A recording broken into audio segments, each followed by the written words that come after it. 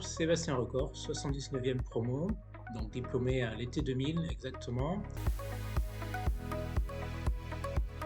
Mon meilleur souvenir de Purpan, ça remonte un petit peu, je ne saurais pas trop dire. J'ai surtout gardé en mémoire une ambiance en fait, une façon d'être, hein, en plus du savoir et du savoir-faire. Je pense que c'est surtout ça qu'en fait qui me reste, c'est l'ambiance, c'est quelque chose où on est bienveillant, on est dans un esprit de collaboration, quelque chose de constructif.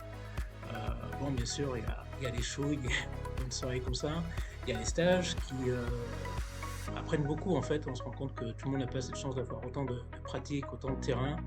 Donc voilà, il y a cet ensemble de choses qui font qu'on grandit en fait.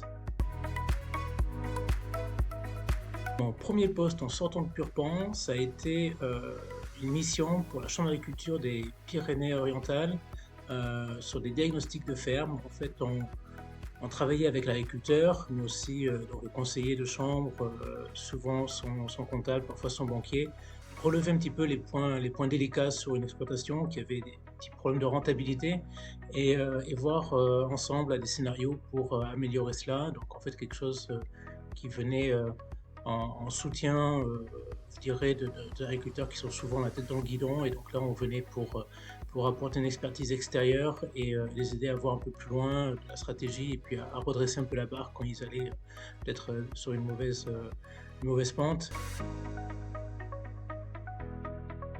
Vivre et travailler en Roumanie, c'est vrai que ça fait bientôt 20 ans que je suis chez Bucarest. Et donc je suis venu d'abord envoyé en tant que coopérant du service national pour être l'équivalent de l'attaché agricole finalement auprès de l'ambassade ici. Et voyant le beau potentiel qu'il y avait dans ce pays, qui est un pays agricole, je décide de rester. Donc faire du business développement, qu'est-ce que ça veut dire?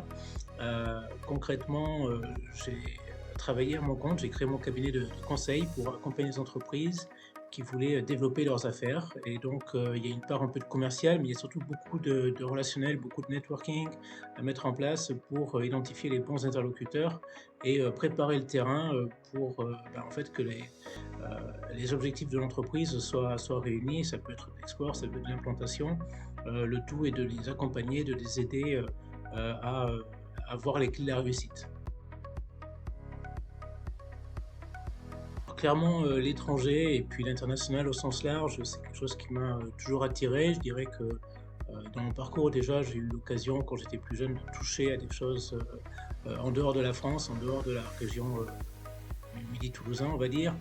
Et je pense que le fil conducteur un petit peu tout ça, c'est qu'il faut oser, il ne faut pas avoir peur, faut oser un petit peu de sortir de sa zone de confort, d'être suffisamment sûr de soi ou en tout cas curieux pour voir d'autres choses et avancer. Puis on se rend compte qu'en fait, on a les outils et je pense que en particulier Purpan, là, avec le recul que j'ai, le nombre de gens que j'ai pu rencontrer, on a quand même une formation qui nous donne les outils pour aller travailler, je dirais, de façon tout terrain, dans différents types de circonstances, y compris à l'étranger, y compris des soucis de langue ou autre, on est paré pour ce qu'il faut, quoi.